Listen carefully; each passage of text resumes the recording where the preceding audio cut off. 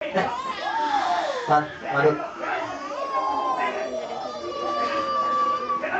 Yung kasih. Sudah tuh mana? Apa kau kata? Maka Yesus Kristus sama Nazaret anak hati berarti anak. Kali sih, Yesus sekali. Yesus gofta.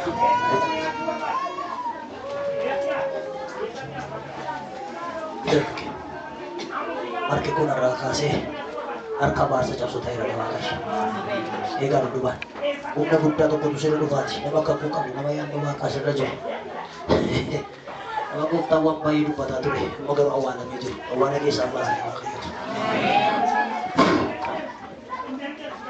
kayo. Amin. Awana ke sa simasira gofta. May nama sibukan yung kabati wa kayo awana ke sa simasira wali jala. Dapat natin yung amoy yung eh.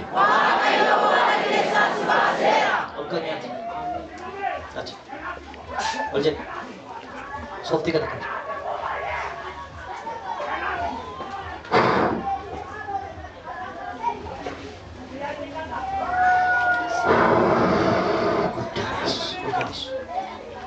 Sama ka natin.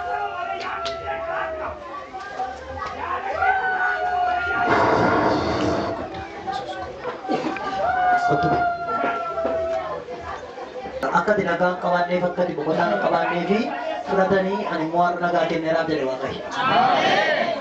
Aga salita lakka tokko lama naga budal sito sadi.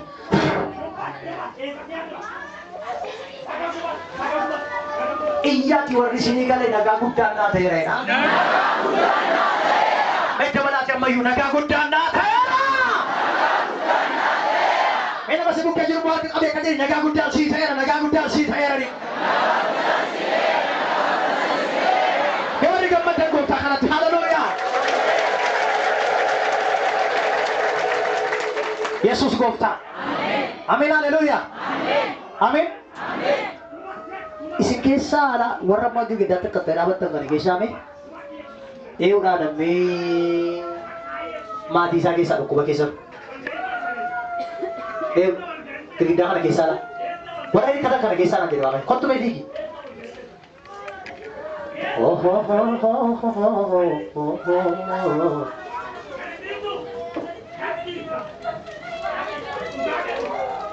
Lihat hijrate.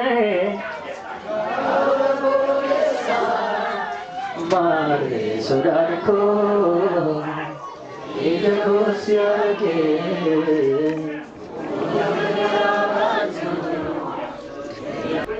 Lemga kana dibisi gara kana keessa mo gara kana keessa mo yang arga bifa kana dhukkubsa tani jiru dhukkubni isaanii dhukkuba normaalii tun taane afura dijibtiiti anama siif nan karan waaqayyo mocha diiru jedhe amin jedhaa fiika atamani amanti keessa ta'e himmati mee kottuuti nagaan ta'eeraaf jedhi sooftii maqaa duwwaa qabi nagaan ta'eera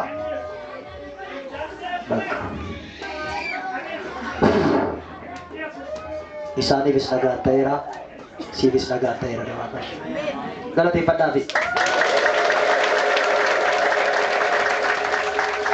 haleluuyaa mee amiin jedhaa akka baqa tumai kanuma wanti biraa jiru Yesus gooftaan amiin enggak mau kadang hah kottu be achi kan jirtu sun lammatarra kan jirtu arbe wai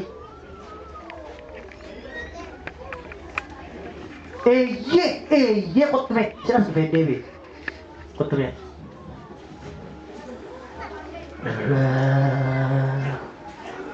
anati ada apa ada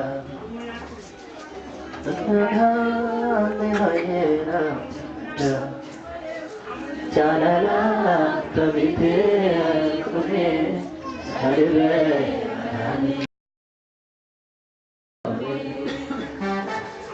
kupa wavisnato riga barko sikupa wavisnato riga barko Ishee wajjin mee namoota si dhukkubaa jiru nutti keessa diigaa ni qottaa'u. Dafaati. Cipsa terima kasih. Rupiah bayar dekatnya sekopa agar sedikit payapa maka Yesus itu agar si bato jadi sa musyikat agar si bato cipsa terima kasih. Jadi hari Yesus agar si bato kali Yesus ikai kisah